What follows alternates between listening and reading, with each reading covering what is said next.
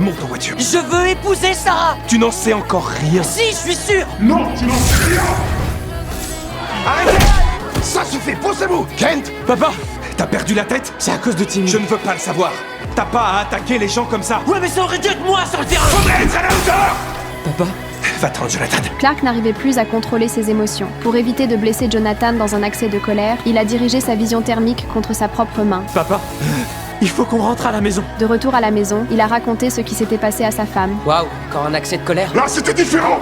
Montez dans vos chambres, on en reparlera plus tard. Loïs a essayé de le rassurer, mais Clark était incapable de maîtriser ses émotions. Depuis sa dernière visite dans cette mine, il avait l'impression que quelqu'un d'autre avait pris le contrôle de son esprit. Oui, toute cette colère, c'est pas la mienne.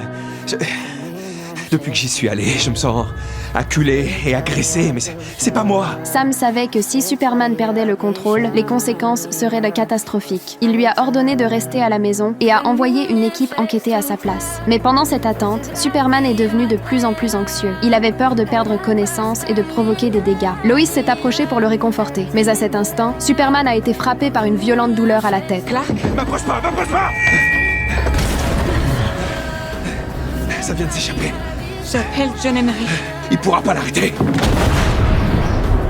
Superman a compris que la situation dans la mine était critique. Il devait intervenir au plus vite. Il est rapidement arrivé sur les lieux pour affronter le mystérieux inconnu. Mais même Superman, pourtant invincible, a été complètement dominé par son adversaire. Heureusement, John est arrivé juste à temps. Elle arrive dans 3.